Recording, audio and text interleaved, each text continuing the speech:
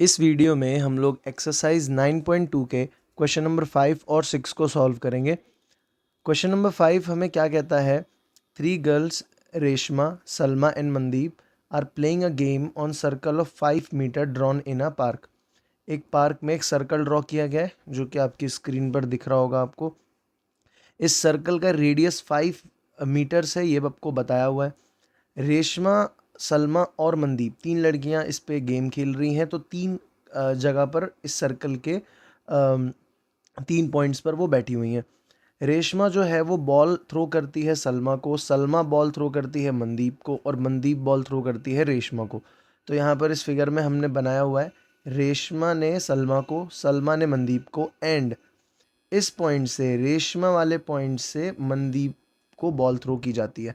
तो ये आपको गिवन है। इसके बाद आपको क्वेश्चन ने क्या गिवन दिया है, that if the distance between Reshma and Salma and between Salma and Mandeep is 6 metre. मतलब ये वाला डिस्टेंस 6 मीटर है एंड ये वाला डिस्टेंस भी 6 मीटर है, आपको क्वेश्चन ने बता दिया। तो बताएं what is the distance between Reshma and Mandeep. तो रेशमा से मनदीप के बीच का डिस्टेंस जो है वो आपको बताना है। अब सबसे पहले इस क्वेश्चन को सॉल्व करने से पहले हम क्या करेंगे, पहले हम नेमिंग करते हैं एंड क्वेश्चन को जितना इजी बनाया जा सकता है उतना इजी बनाने की कोशिश करते हैं। सबसे पहले हमने इस पॉइंट का क्या नाम रखा, ओ।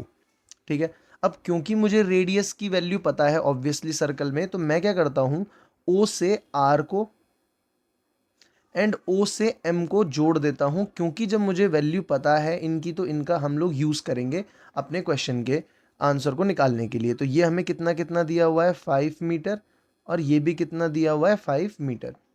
और दूसरा मैं क्या करता हूं, मैं ओ से लेकर एस तक, क्योंकि वो भी तो एक रेडियस है, तो उसको भी मैं क्या कर देता हूं, जोड़ देता हूं। तो मैंने ओ से एस को भी क्या कर दिया, जोड़ दिया। तो यहाँ पर आपका ओ एस भी कितना हो गया, 5। ये बात हमें पता है, आगे लेटर अब जब क्वेश्चन में ज़रूरत पड़ेगी तो हम यूज़ करेंगे। अब मेरा जो इस क्वेश्चन को सॉल्व करने का एक पूरा प्लान होने वाला है, वो क्या होने वाला है, हम सबसे पहले क्या करेंगे, पहले मैं इस पॉइंट को भी एक नाम दे देता हूँ। तो मैंने आर एस एम यूज़ कर लिया, तो लेट से मैं इस पॉइंट को नाम दे देता हूँ, ए नाम दे देता हूँ। ठीक है। अब मेरा जो पूरा प्लान है वो क्या है, सबसे पहले हम क्या करने वाले हैं, सबसे पहले हम ओ ए आर, तो मैं यहाँ पे लिखता भी जाता हूँ आंसर में, हम triangle O A R and triangle O A M, इन दोनों को हम लोग कॉन्ग्रुएंट प्रूफ करेंगे सबसे पहले। तो कॉन्ग्रुएंट प्रूफ करने में हम क्या लिखेंगे, O A is equal to O A, ये हो जाएगा हमारा कॉमन। ठीक है। उसके बाद O R is equal to हो जाएगा ओ एम, रेडियस। ठीक है, मैं रेडाई लिख देता हूँ। और क्या हमारे पास एंगल आर ओ ए बराबर हो जाएगा एंगल, हमारे पास आर ओ ए ये वाला एंगल, ठीक है, और हमारे पास एंगल एम ओ ए, ये दोनों एंगल हमारे पास क्या हो जाएंगे, बराबर। और क्यों होंगे बराबर, तो आप एक बात देखिए, हमने एक वो पढ़ी थी, हमने एक थ्योरम पढ़ी थी जहाँ पर ये बताया गया था, अगर कॉर्ड्स इक्वल होती हैं तो सेंटर पर वो एंगल भी क्या बनाती हैं, इक्वल। तो आर एस जो कॉर्ड है, आप ध्यान से नोटिस करिएगा इस बात को, आर एस जो कॉर्ड है और एस एम जो कॉर्ड है, ये दोनों इक्वल है। और क्या हमारा R O A angle, R O S वाले एंगल सेम ही है। तो इन इस कॉर्ड से एक एंगल सेंटर पर बना, और एस ओ एम इस वाले जो एंगल को अगर मैं देखूँ तो क्या वही एम ओ ए है, तो वो भी इस एस एम वाली कॉर्ड से बना है। तो इससे मैं क्या कह सकता हूँ कि ये दोनों आपस में क्या होंगे, इक्वल। और इसका हम रीज़न क्या लिख देंगे कि इक्वल कॉर्ड्स जो होती है, equal chords of a circle subtends equal angle. तो ये वाली वजह से हम ये लिख सकते हैं कि ये दोनों, ये तीन चीज़ें हमें पता है, तो इससे मैंने क्या करा, हम ये लिख सकते हैं triangle O A R congruent है ट्राइंगल ओ ए एम के। अब ऐसा लिखने के लिए हम यहाँ पर रीज़न भी डाल देंगे कि एस ए एस कॉन्ग्रुएंसी है। अब मैंने ये करा क्यों था, क्योंकि मैं प्रूफ करना चाहता था आर ए जो है वो इक्वल है ए एम के सी पी सी टी से। इससे होगा क्या, अगर मैं आर ए निकाल लूँ तो क्या उसका डबल करते ही मुझे रेशमा से मनदीप तक का जो ये पूरा का पूरा डिस्टेंस है पता चल जाएगा। तो ये सारा मैंने इसीलिए किया। और इसका एक रीज़न और था, क्योंकि मुझे ये प्रूफ करना था कि ये जो एंगल है ओ ए आर, ये वाला जो एंगल है अपने फिगर में देखें, ये वाला, और ये वाला, इसे मैं 90 प्रूव करना चाहता था। तो अब ये 90 प्रूव कैसे होगा? मुझे पता है कि अभी अभी मैंने इन दोनों ट्राइंगल को क्या प्रूव करा है, कॉन्ग्रुएंट। तो ये जो एंगल हैं ये भी आपस में क्या रहे होंगे, बराबर। तो मैं लिख दूंगा angle O A R is equal to angle O A M C P C T, ठीक है। और angle O A R plus angle O A M ये होने थे क्या, 180 डिग्री। रीजन आपका हो जाएगा लीनियर पेयर। और इस लीनियर पेयर की वजह से क्या मैं ये कह सकता हूँ, क्योंकि दोनों बराबर हैं, कि angle O A R plus, इसका भी नाम चेंज करके मैं ओ ए आर रख देता हूँ। तो यहाँ हो जाएगा 2 times angle O A R is equal to 180 degree. तो यहाँ से एंगल ओ ए आर आपका कितना आ गया, 90 डिग्री। तो ये मैंने 90 डिग्री प्रूफ करने के लिए, हमारा मेन मकसद जो था वो ये था कि हम R A is equal to A M prove करना चाहते हैं और 90 डिग्री प्रूव करना चाहते थे इस ट्राइंगल को। तो ये हमने कर दिया। अब हम इसके नेक्स्ट पॉइंट पर अब करेंगे क्या, वो मैं आपको बताता हूँ। अब हम क्या करने वाले हैं, जो हमारे पास ओ ए आर ये वाला जो ट्राइंगल है और आर ए एस ये वाला जो ट्राइंगल है, इन दोनों में हम पाइथागोरस थ्योरम लगाएंगे। अभी मैं आपको बताऊंगा भी कैसे। तो सबसे पहले क्या मुझे ये पता है, ओ से लेकर एस तक ये वाली जो लाइन है, ये फिगर में आप ध्यान से देखें, ओ एस ये 5 है, ये मुझे मालूम है। तो अगर 5 है तो मैं क्या कर सकता हूं, ओ ए को x मान लेता हूं, ठीक है। तो मैं यहां पर क्या लिखूंगा, नेक्स्ट वाला जो अब हम आगे सॉल्व करने वाले हैं उसमें मैं क्या लिखूंगा कि हमारे पास ओ एस जो है वो कितना है, 5 मीटर, क्योंकि रेडियस था। तो मैंने ओ ए को क्या मान लिया, x मान लिया। तो let O A be x। तो ए एस कितना हो जाएगा आपका, ए एस हो जाएगा 5 माइनस एक्स। तो मैंने ए एस को ले लिया 5 माइनस एक्स, ठीक। और ओ ए जो है ये वाला जो है, हमने इसको क्या ले लिया, यहाँ पे मैं इस वाली लाइन को ऐसा कर देता हूँ, ये करके यहाँ पर हमने ए नाम दिया था और यहाँ मैं लिख देता हूँ एक्स, और इसे मैंने 90 प्रूफ कर दिया था। अब इससे होगा क्या, अगर मैं आर ओ ए ट्राइंगल में पाइथागोरस थ्योरम लगाता हूँ आर ए को निकालने के लिए, और आर ए एस ट्राइंगल में भी पाइथागोरस थ्योरम लगाता हूँ आर ए को निकालने के लिए, और आपस में दोनों को कर दूंगा मैं इक्वेट, तो क्या आर ए नहीं निकल जाएगा? अब आप कह रहे होंगे कि आर ए एस तो 90 डिग्री नहीं था। अरे भाई, अगर मैंने ओ ए आर को 90 डिग्री प्रूफ करा है तो क्या मैं आर ए एस को भी 90 नहीं कहूँगा लीनियर पेयर की वजह से? तो उस चीज़ को हम यहाँ पे लिख लेते हैं कि इन नहीं, हम पहले सीधा ये लिख लेते हैं कि angle O A R plus angle R A S जो है वो 180 डिग्री है, ठीक है, लीनियर पेयर। और इसकी वजह से, क्योंकि दोनों के दोनों में से एक जो है वो 90 डिग्री का है, तो हम लिख सकते हैं आर ए एस भी कितने का हो जाएगा आपका, 90 का, ठीक है। तो इससे प्रूव होता है कि ये वाला ट्राइंगल भी कितने डिग्री का है, 90 डिग्री का। अब जो मेरा पूरा जो मोटिव था वो आपको पता है। अब बस मुझे इन दोनों ट्राइंगल को उठाना है, दोनों में पाइथागोरस थ्योरम लगानी है, और हमारा क्वेश्चन जो है वो हो जाएगा सॉल्व, ठीक है। तो अब आगे हम क्या करने वाले हैं इस क्वेश्चन में, यहाँ पे मैं थोड़ा सा स्क्रीन को ऊपर कर लेता हूँ। अब हम इस क्वेश्चन को सॉल्व करेंगे इसके आगे वाले पोर्शन के लिए। तो यहाँ मैं एक लाइन खींच लेता हूँ ऐसे। अब इस क्वेश्चन के आगे वाले पोर्शन में हम क्या करेंगे, सबसे पहले मैं लिखूंगा इन ट्राइंगल ओ ए आर, यहां पर हम लगाने वाले हैं बाय यूजिंग पाइथागोरस थ्योरम। हम पाइथागोरस थ्योरम का इस्तेमाल करेंगे, और मैं क्या कह सकता हूं कि ओ आर का जो स्क्वायर होगा वो इक्वल होगा ओ ए स्क्वायर के प्लस आर ए स्क्वायर के। आपको पता है, ये तो आपको सबको मालूम है, हाइपोटेन्यूस वाला। ओ आर जो है वो 5 है, ओ ए को मैंने x माना था, आर ए मेरे को पता नहीं है। तो ये हो जाएगा 25 is equal to x square plus R A square. तो मुझे आर ए स्क्वायर चाहिए इक्वल में, तो मैं इसको इधर भेज देता हूँ।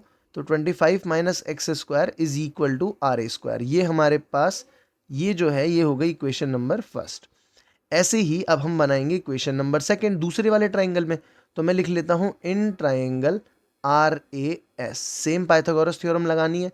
तो यहाँ पर मैं क्या लिखूंगा, आर एस का स्क्वायर। अब आपको पता है ना मैं आर एस को हाइपोटेन्यूस क्यों मान रहा हूँ, क्योंकि 90 डिग्री के सामने है।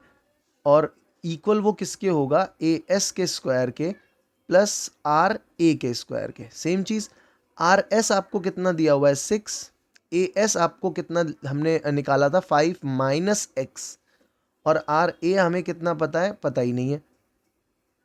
6 का स्क्वायर होता है 36, इधर आपको फॉर्मूला लगाना पड़ेगा, तो A square plus B square minus 2ab, और प्लस में क्या आ गया आर ए का स्क्वायर। सारी चीज़ों को आप इधर लेके आएंगे तो 36 माइनस 25 होगा, तो यहाँ आ जाएगा 11 minus x square plus 10x बराबर में क्या बचेगा आर ए स्क्वायर। तो ये जो चीज़ बची है आपके पास क्या बच गई, क्वेश्चन नंबर 2। अब बस हम इन दोनों को क्या कर देंगे, इक्वेट कर देंगे, तो हमारा क्वेश्चन जो है वो हो जाएगा सॉल्व। तो इक्वेट कैसे करने वाले हैं हम इन दोनों इक्वेशन को, यहाँ पे मैं एक और लाइन खींच लेता हूँ। अब इस क्वेश्चन को इक्वेट करने के लिए हम लिखेंगे from equation first and second. Equation first और सेकंड से हमें क्या पता है, 25 माइनस एक्स स्क्वायर भी आर ए स्क्वायर के बराबर था, ठीक है। तो अगर मैं दोनों में से स्क्वायर स्क्वायर अगर आर ए स्क्वायर था तो मैं रूट ले सकता था। अब एक बात बताएं, यहाँ पे मैं ये लिख सकता था ना 25 minus x square is equal to R A, और सेम चीज़ यहाँ कर सकता था, रूट में 11 माइनस एक्स स्क्वायर प्लस में 10x बराबर में आर ए। तो आर ए की ही अगर दोनों वैल्यू हैं तो मैं यहाँ पे रूट में ये लिख देता हूँ, और इक्वल में रूट में 11 minus x square plus 10x लिख देता हूँ। रूट से रूट कट गया, तो मेरे पास क्या बचा, 25 minus x square is equal to 11 minus x square plus 10x। तो मैंने दोनों एक्स स्क्वायर को एक तरफ कर दिया, ठीक है, और उसके बाद मैंने इधर बच गया मेरे पास 25 बराबर में बच गया 11 प्लस में बच गया 10x, एक्स स्क्वायर से एक्स स्क्वायर कट गया, यहाँ पर आपके पास बच गया 25। 11 जो है वो आप अगर इधर लेके आएंगे माइनस करने के लिए, तो इधर हो जाएगा आपके पास -11 बराबर में 10x, तो यहाँ आया आपका 14 बराबर में 10x। तो x की वैल्यू आपकी कितनी निकल जाएगी, 1.4, ठीक है। अब हमें तो x नहीं चाहिए ना, हमें तो आर ए की वैल्यू चाहिए। तो आप ना इक्वेशन ढूंढे जहाँ पर x था, तो ये रही आपके पास इक्वेशन नंबर फर्स्ट, जिसे हमने फर्स्ट इक्वेशन बोला था। तो मैं क्या करता हूँ, पुट कर दूंगा x को इन इक्वेशन नंबर फर्स्ट, ठीक है। तो यहाँ पर आप पुट करके आप वैल्यू निकाल सकते हैं। तो यहाँ पर क्या हो जाएगा आपका 25, रूट में लेना चाहे रूट में आप रूट वाली इक्वेशन में पुट कर लेते हैं हम लोग। मैं ना इन दोनों से फर्स्ट और सेकंड हटा के यहाँ लिख देता हूँ फर्स्ट और सेकंड, फर्स्ट एंड सेकंड। यहाँ पर क्या है हमारे पास आर ए का स्क्वायर, तो √25 माइनस 1.4 का स्क्वायर बराबर आर ए, ठीक है। यहाँ पर स्क्वायर नहीं होगा, यहाँ पे आर ए होगा। अब आप सॉल्व कर सकते हैं, यहाँ पर आया 25 माइनस 1.4 का स्क्वायर क्या होता है 1.96 बराबर में आर ए। तो 25 में से 1.96 को जब आप माइनस करेंगे तो आएगा 23.04 बराबर में आर ए। और जब 23.04 का स्क्वायर कैलकुलेट किया जाएगा तो वो कितना मतलब स्क्वायर रूट जब कैलकुलेट करेंगे तो वो आपका कितना निकल जाएगा 4.8। अब हमारे पास जो हमने इतनी मेहनत करी है ऊपर से लेकर नीचे तक, आर ए कैलकुलेट कर लिया अपनी, आप फिगर में अगर आप देखें तो आर ए कैलकुलेट कर लिया। तो हमने अभी प्रूव करा था सबसे पहले कि आर ए जो है, यहाँ पर देखें आप इस जगह पर, ये आर ए जो है वो ए एम के क्या है इक्वल। तो इसका मतलब डबल कर सकता हूँ ना मैं, तो मैं क्या लिख दूंगा यहाँ पर कि क्योंकि बिकॉज आर ए इक्वल है आर ए एम के, तो हमारे पास जो आर एम है वो कैसे आया होगा, R A plus A M के।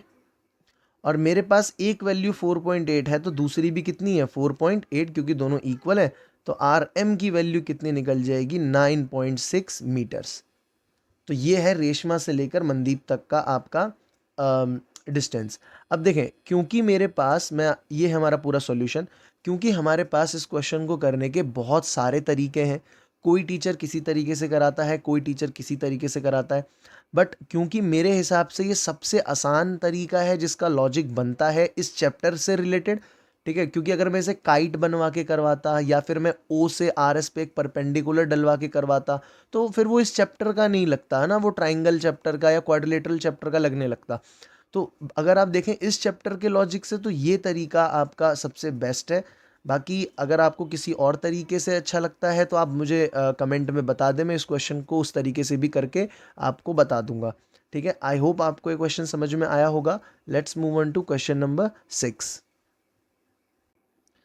नेक्स्ट क्वेश्चन नंबर 6 जो है वो हमें क्या कहता है कि a circular park of radius 20 meter is situated in a colony. एक कॉलोनी के अंदर एक सर्कुलर पार्क है जिसका रेडियस जो है वो 20 मीटर है। देयर आर 3 बॉयज, 3 लड़के हैं, अंकुर, सैयद एंड डेविड। तो हमने यहाँ पर ए, एस और डी से इनको डिनोट कर दिया। वो इक्वल डिस्टेंस पर बैठे हुए हैं ऑन इट्स बाउंड्री, और तीनों के पास टेलीफोन है टॉय वाला जिससे वो बात कर रहे हैं। तो आपको इन तीनों की स्ट्रिंग निकाल के बतानी है। तो सबसे पहले, अगर ये हमारे पास इक्विलेटरल ट्राइंगल मौजूद हैं, और इक्विलेटरल क्यों बोल रहा हूँ, क्योंकि तीनों के तीनों जो हैं वो इक्वल डिस्टेंस पर बैठे हुए हैं।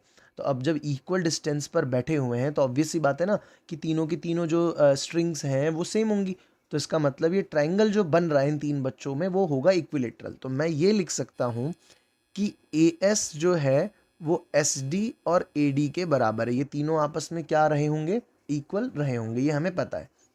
अब इस क्वेश्चन को सॉल्व करने के लिए मैं क्या करूँगा, अगर मुझे ए एस, एस डी और ए डी निकालना है तो सबसे पहले हम एक कंस्ट्रक्शन करेंगे जिसमें हम ए से परपेंडिकुलर ड्रॉ करेंगे आपका किसके ऊपर, एस डी के ऊपर। तो हमने ए से एक परपेंडिकुलर ड्रॉ कर दिया आपके कहाँ पर, एस डी के ऊपर। अब जब आप ऐसा करेंगे, ए से परपेंडिकुलर ड्रॉ करेंगे एस डी के ऊपर, तो होगा क्या, देखिए सबसे पहले जैसे ही आपने ये परपेंडिकुलर ड्रॉ करा, थोड़ी सी लाइन टेढ़ी है ना, तो इसमें मेरे को नहीं लगता कोई दिक्कत होनी चाहिए। एक बार मैं दोबारा बना देता हूँ।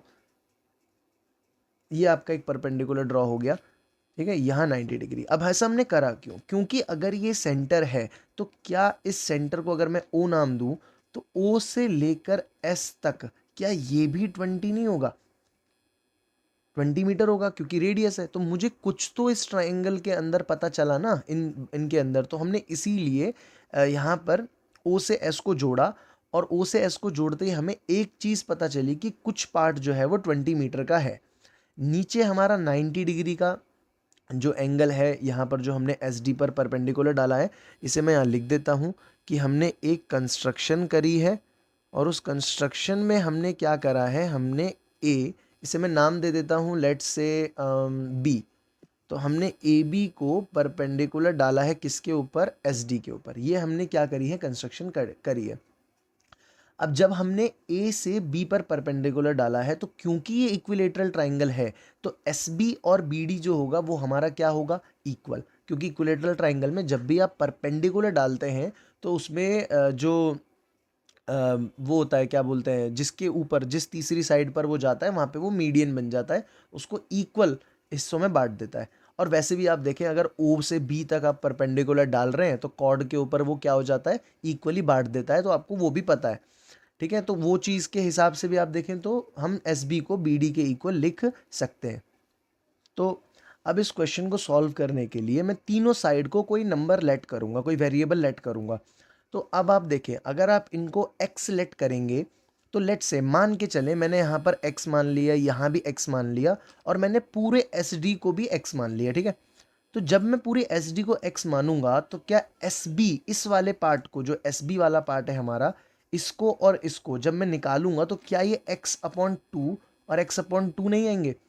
तो देखें, या तो आप ऐसे भी कर सकते हैं x मान के, अगर आपको फ्रैक्शन में सॉल्व करने में दिक्कत नहीं है तो, वरना आप 2x मान के भी इस क्वेश्चन को सॉल्व करेंगे। तो वहां से होगा क्या, जब हाफ हाफ लेंगे तो एस बी और बी डी जो है ये x और x आ जाएंगे, और वहां से क्वेश्चन को सॉल्व करना ज़्यादा आसान होगा इन कंपैरिजन टू फ्रैक्शन। तो वो कंप्लीटली आपके ऊपर है, जैसे आप सॉल्व करना चाहें आप कर सकते हैं। तो मैं क्या करता हूँ, मैं x लेके ही सॉल्व कर देता हूँ, आप एक बार 2x लेके भी सॉल्व कर लीजिएगा, आंसर जो है वो सेम ही आएगा। तो मैं पहले क्या करता हूँ, इस वाले ट्राइंगल में मैं यहाँ पे लिख के भी दिखा देता हूँ कि एस डी जो है, हमारा एस डी जो है वो एस बी और बी डी से मिलकर बना है, और एस डी जो है उसकी वैल्यू को हमने क्या माना है, उसकी वैल्यू को हमने माना है x, ठीक है। और क्योंकि एस बी और बी डी बराबर हैं तो मैं यहाँ पे S B plus S B लिख सकता हूँ, S B plus S B लिख सकता हूँ। तो x is equal to 2 times S B आ गया, और फिर x upon two is equal to S B आ गया। तो यहाँ से हमें पता चल गया है कि हमने एस बी को x अपॉन टू लिया है, तो लिया क्यों है। अब सबसे पहले मैं यहाँ लिखूंगा इन ट्राइंगल एस बी ए, इस वाले ट्राइंगल के अंदर हम ए बी वाली साइड को निकालने की कोशिश कर रहे हैं। अब ऐसा है क्यों, देखें, अगर मैंने ए बी वाली साइड को निकाल लिया तो उससे उसमें से अगर मैं ए ओ वाली साइड को माइनस कर दूं, सिर्फ इसको देखें ध्यान से ना, फिगर पे नोटिस करें, अगर ए बी में से मैं माइनस कर दूं लेट से इस वाले पार्ट को, ए ओ वाले पार्ट को, तो मुझे ओ बी वाला पोर्शन पता चल जाएगा। मुझे पहले से ही एस बी और एस ओ पता है, जैसे ही मैं इसको सॉल्व करूंगा ओ एस बी वाले ट्राइंगल में पाइथागोरस थ्योरम लगा के, तो मेरे को वैल्यूज पता चल जाएंगी और मेरा क्वेश्चन जो है वो हो जाएगा सॉल्व। तो बस इतनी सी चीज़ आपको, मतलब मेरे इस क्वेश्चन को पूरा सॉल्व करने का इतना सा प्लान है। तो इसको करने हम कैसे वाले हैं, देखें, इन ट्राइंगल एस बी ए मैं पाइथागोरस थ्योरम लगा रहा हूं, तो यहां लिख दूंगा by using Pythagoras theorem, by using Pythagoras theorem. मैं क्या लिखने वाला हूं, A S is equal to A B, मतलब ए एस का square is equal to A B का स्क्वायर प्लस एस बी का स्क्वायर। तो ए एस हो जाएगा आपका एक्स, ए बी जो है उसे हम ए बी ही रहने देते हैं, A B square, plus S B जो है उससे हमने क्या लिया है, एक्स अपॉन टू का होल स्क्वायर। तो ये हो गया X square is equal to A B square plus X square upon में फोर। तो X square minus x square upon four is equal to A B का स्क्वायर। तो यहाँ पर इस वाले पोर्शन में मैं क्या करूँगा, यहाँ पे मैं लिख सकता हूँ ना कि वो ले लूँगा, एलसीएम ले लूँगा यहाँ पर, तो ये हो जाएगा four x square minus x square upon में four is equal to A B का स्क्वायर। ठीक है, उसके बाद मैं क्या कर सकता हूँ यहाँ पर, इसके आगे यहाँ पर हम ये लिख सकते हैं three X square upon four is equal to A B का स्क्वायर। तो मुझे एटलीस्ट जाकर एक ए बी की वैल्यू मिल गई कि ए बी जो है वो root three X upon four के सॉरी टू के बराबर है, क्योंकि जब मैंने रूट लेना होगा, मान लीजिए मैं स्क्वायर हटा के रूट लूँगा तो फोर जो है वो टू में कन्वर्ट हो जाएगा। तो इतनी चीज़ मुझे पता चल गई है यहाँ से, तो मुझे एक वैल्यू मिल गई है कम से कम, जिससे मैं थोड़ा सा तो काम शुरू कर सकता हूँ। ए बी की वैल्यू मिल गई। अब ए बी में से मुझे क्या हटाना है, ए ओ हटाना है, ए ओ वाले पार्ट को हटाना है, तो मुझे ओ बी की वैल्यू मिल जाएगी। अब इसको हम कैसे करने वाले हैं वो देखें। तो अब हम क्या करेंगे, हमें पता है ए बी जो बना है, पूरा का पूरा हमारा ए बी जो बना है वो कैसे बना है, उसमें ए ओ और ओ बी को हमने जोड़ा है, तो जाकर हमारा ए बी बना है। अब ए बी की वैल्यू हमने निकाली रूट थ्री एक्स अपॉन में टू, तो ए ओ की वैल्यू क्या 20 होगी, अरे भाई ए ओ हमारा वो है ना, रेडियस है, तो 20 होगा। तो हम रूट थ्री एक्स अपॉन में टू माइनस 20, क्योंकि हम इसको इधर ले आए तो ओ बी की वैल्यू मिल जाएगी मुझे, तो ये हो जाएगा रूट थ्री एक्स माइनस में 40 अपॉन में टू बराबर ओ बी। मतलब हमने एलसीएम ले लिया यहाँ पे और उसको सॉल्व करा, तो ये चीज़ हमें ओ बी की वैल्यू जो है वो मिल गई। अब ओ बी हमें पता है, एस ओ हमें पता है, ए बी की भी हमें एक्स में वैल्यू पता है, तो इसको मैं क्या कर लेता हूँ सॉल्व, तो यहाँ से एक्स की वैल्यू मुझे मिल जाएगी और फिर हमारा क्वेश्चन हो जाएगा सॉल्व। अब इसे क्या करेंगे, हम लिखेंगे in triangle O S B by using Pythagoras theorem. हम किसका यूज़ कर रहे हैं, पाइथागोरस थ्योरम का इस्तेमाल कर रहे हैं। तो हम लिखेंगे यहाँ पर ओ एस का square is equal to O B square plus S B का स्क्वायर।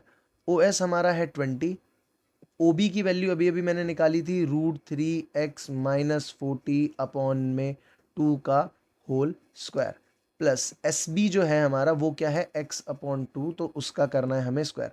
मैंने इसीलिए आपसे कहा था कि अगर आप टू एक्स लेके करते हैं ना तो ये अपॉन वाला पोर्शन नहीं आता। बाकी कोई दिक्कत की बात नहीं है, आंसर इससे भी निकल जाएगा और उससे भी निकल जाएगा। अब क्या करने वाले हैं, हम इसको सॉल्व करेंगे आगे।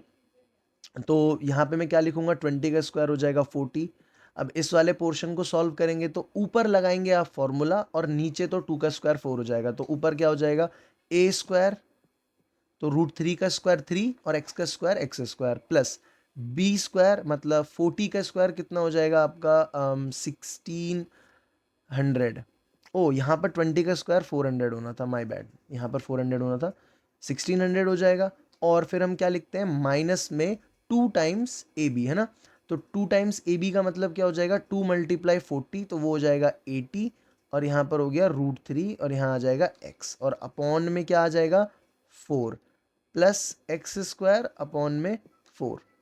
तो क्योंकि इन दोनों का बेस सेम है, तो बेस सेम है तो एलसीएम लेने की कोई ज़रूरत है नहीं, तो मैं सीधा 400 मल्टीप्लाई 4 लिख सकता हूँ, और ऊपर जो ये चीज़ बची हुई है ये सब साथ में आ जाएगा, -80√3x प्लस एक्स का स्क्वायर। अब इस वाले पोर्शन को जैसे ही मैं सॉल्व करूँगा, मेरा आंसर यहाँ से निकल के आ जाएगा। तो इसको सॉल्व करने के लिए हम क्या करने वाले हैं, यहाँ पर आपका क्या हो गया, 14 टाइम्स 4 जो है वो क्या हो जाएगा आपका 1600 is equal to 3x square plus X square plus 1600 -80√3x। ये आपके कट गए दोनों के दोनों, यहाँ आ गया आपका 0 बराबर में 4x स्क्वायर -80√3x, है ना।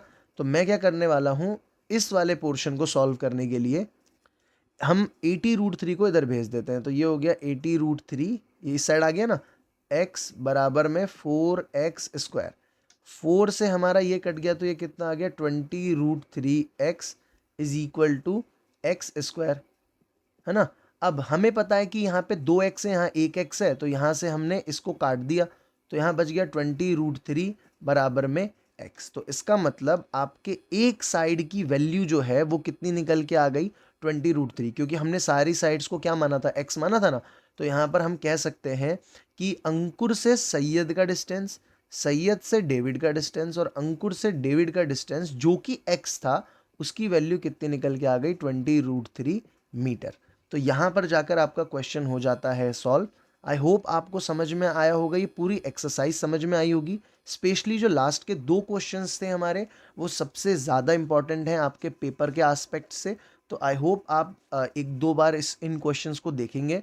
मैंने जितना ज़्यादा ईजी तरीके से समझा सकता था मैंने समझाया, पूरा टाइम लिया मैंने इन क्वेश्चंस को आपको समझाने के लिए। तो आई होप आपको समझ में आया होगा। अब नेक्स्ट वीडियो में हम लोग एक्सरसाइज 9.3 को शुरू करेंगे, सारे के सारे क्वेश्चंस को वहाँ पर हम सॉल्व करेंगे।